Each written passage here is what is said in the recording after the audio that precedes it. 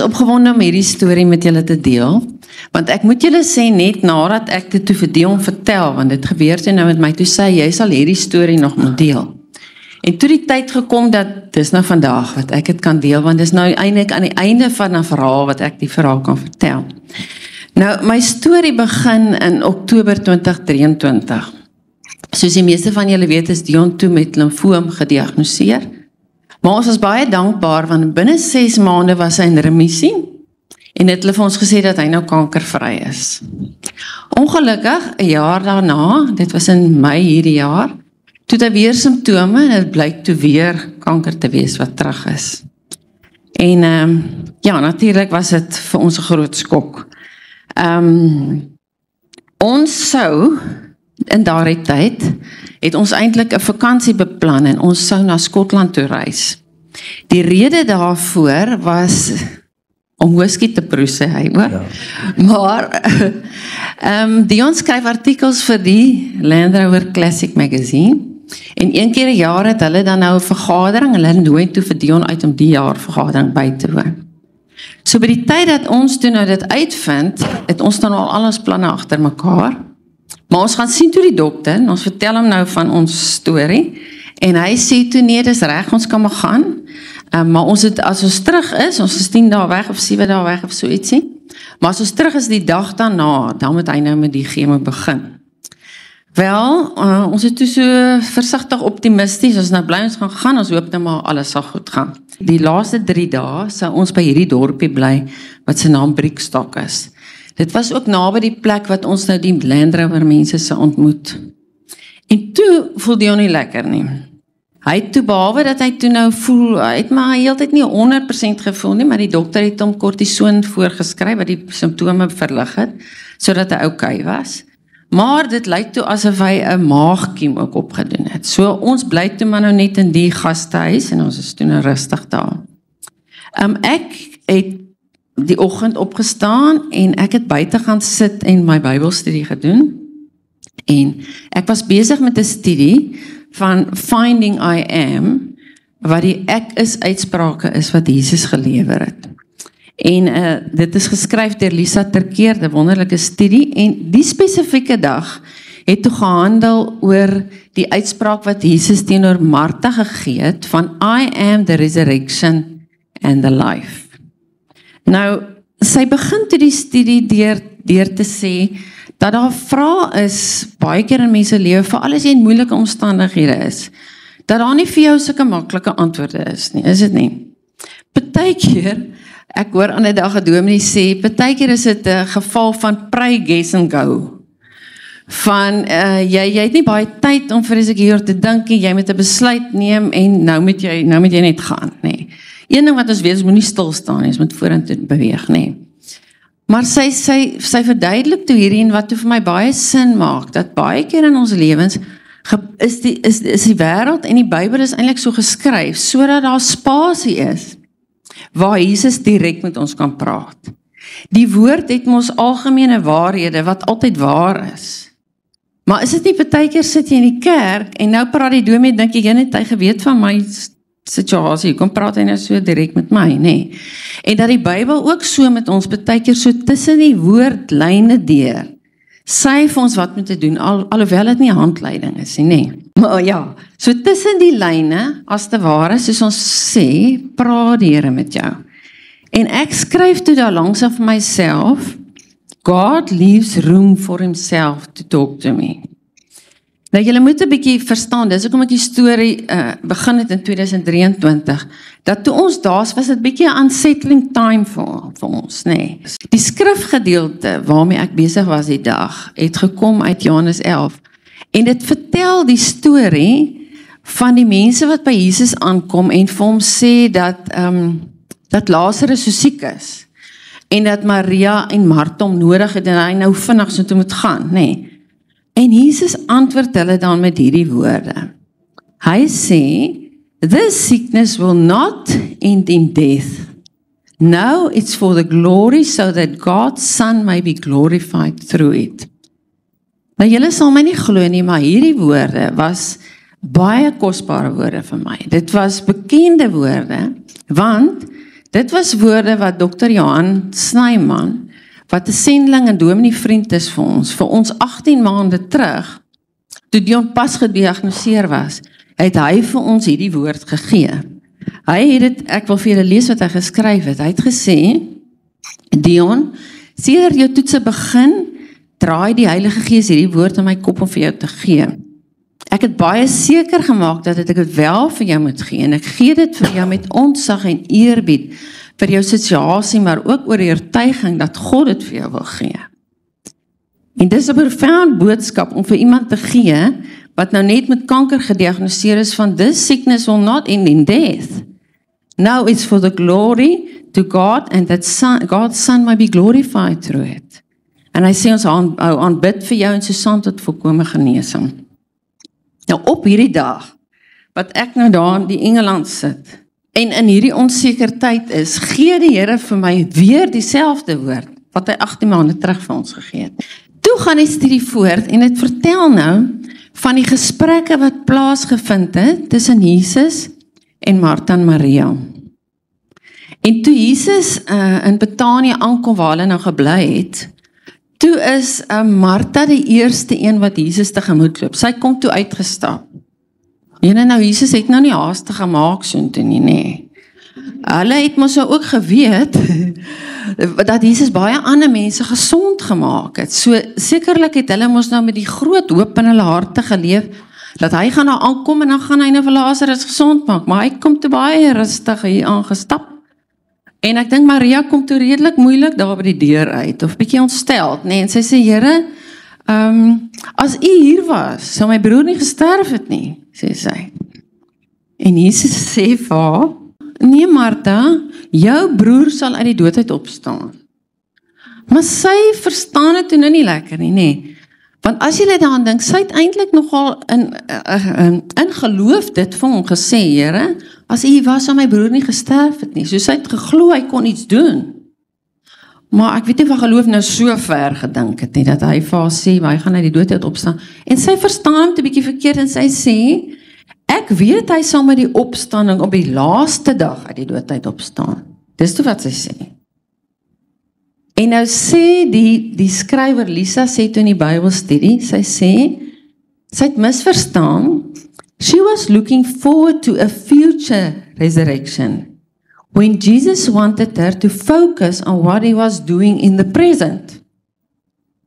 En in my gees, sê die Here vir my, maar ek sê dit vir jou. Want ek moet julle sê, toe Jan vir my daai boodskap gee, toe ek dieselfde sy gedink.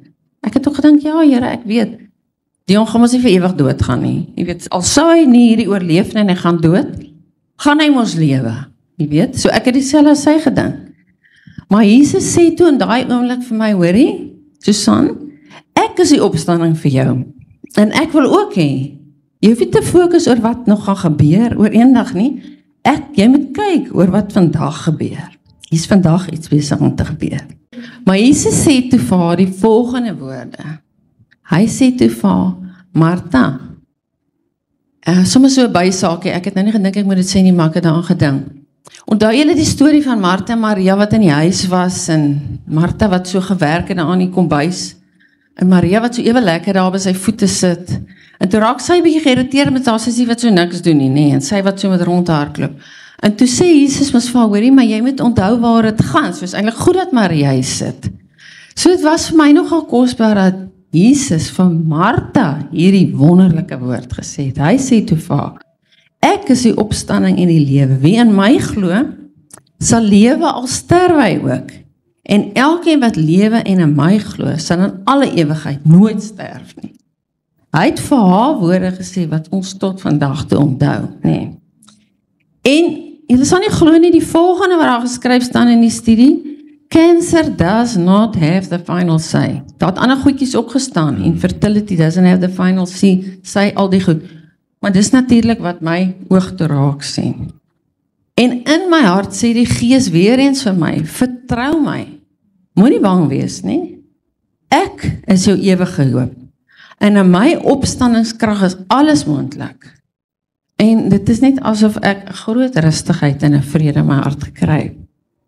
Nou wonderlik vir my, van die ons eerste diagnose, die eerste ding is 'n bietjie van 'n skrik, nê. Toe die dokter my die eerste keer sê, kanker, toe huil ek so, hulle wou nie eers vir Dion laat betaal, hulle net my gelawe en tee vir my aangedra, want toe huil ek vreeslik. Maar selfs van toe af, het ek hierdie ervaring gehad, dat die Here elke keer na my toe gekom het, en my hierdie vrede het, ek het nie verstaan, hoe kan ek nou so rustig voel, terwyl my man nou so heavy siek is, nê. Maar daai oomblik gebeur toe dieselfde, dit is toe asof ek nie tevrede en ek weet, okay, ons het 'n pad om te stap, maar ons kan okay voel. En ek dink, kan dit wees dat die Here nou so vandag met my praat? Hy het begin deur my te herinner, dat hy tussen die lyne met mense praat, maar hier ervaar ek dit nou. En ek blaai so terug in die boek. En hier sien ek die prentjie van die Proteas. Nou julle, hier is 'n vrou, wat in Amerika bly. Ek dink nie sy weet wat 'n Protea nie. Maar sy het op daai dag besluit om 'n foto van Proteas op die eerste dag van die studie te plaas. En dis of die Here vir my sê, hoor jy my mooi? Hoor jy my mooi? Dit is vir almal, hierdie waarheid is waar. Ek is die opstanding en die lewe. Maar hoor jy vir my, ek praat met jou. En ek sê vir jou, dis vandag vir jou waar.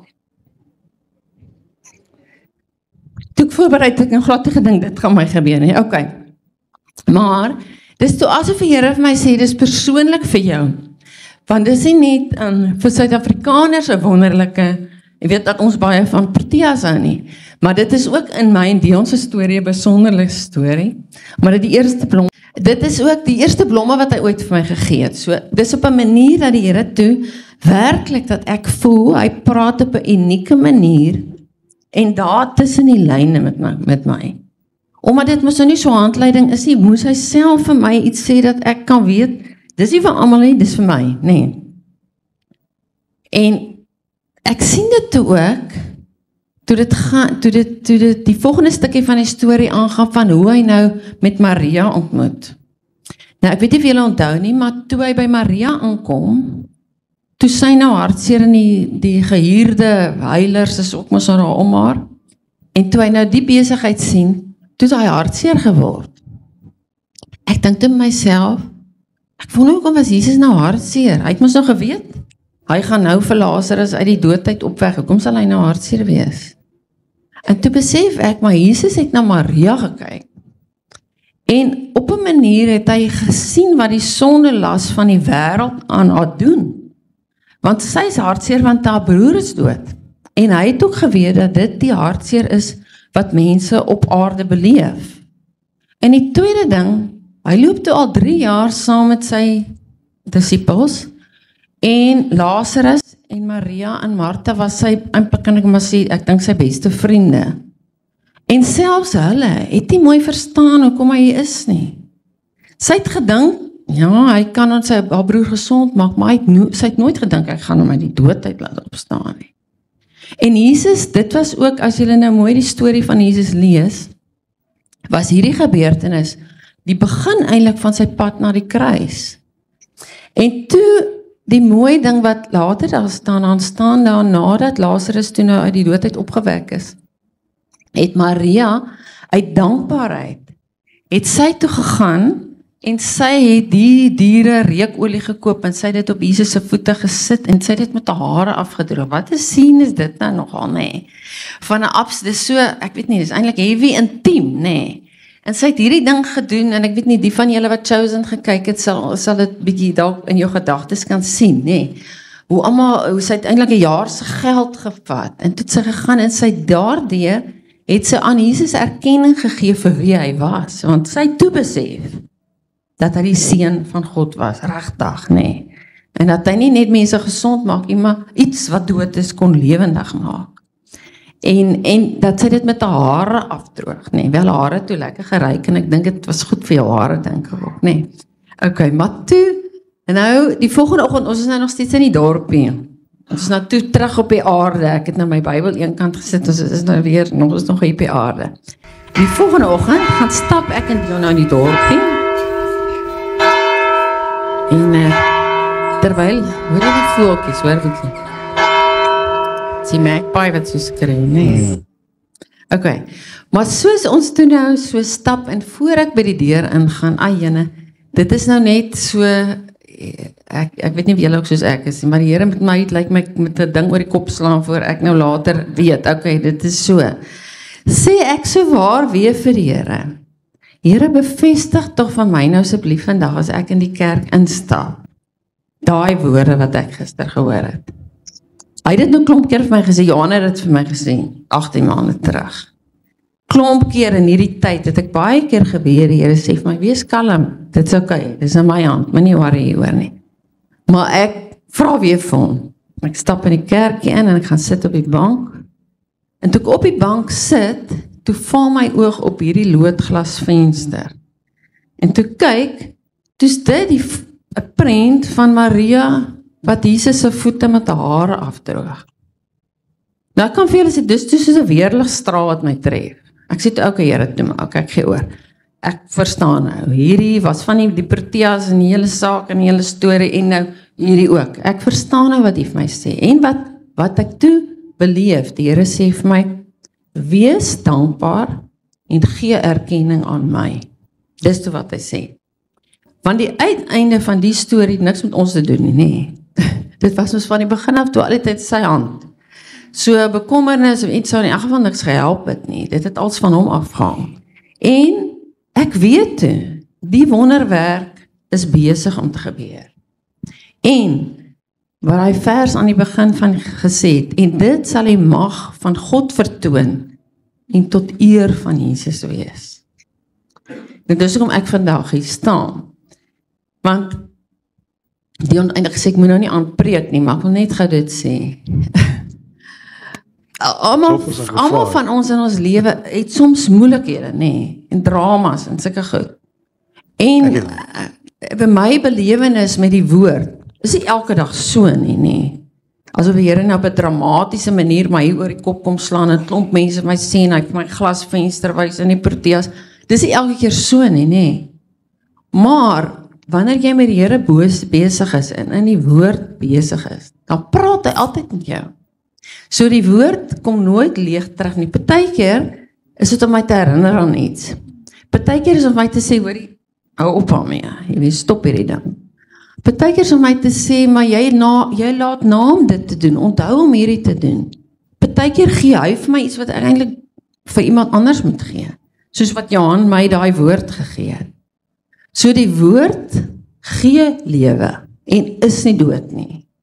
En wanneer jy tyd in die woord gaan spandeer, dan sal jy uitvind dat dit jou denke verander en jou denke vernuwe en jou lewe verander. En toe, okay, dit moes ek ook nog gesê. Dit het ook vir my gesê, die dood het nie finale sê nie, kanker ook nie, sy opstandingskrag wel. En dan, 148 dae later, toe lui Dion daai klok en hy word ontslaan en Kartie is verby en die Here se woord is waar. Baie dankie. Hi. Hi. Wat. Gee my 'n druk. Okay. Dis nie die doodsklok wat gelei Ja, het, dis die gee my. lewensklok. Dankie Susan. Okay. Dis mooi, nee, dis en dan is die vraag, wat gaan jy anders doen?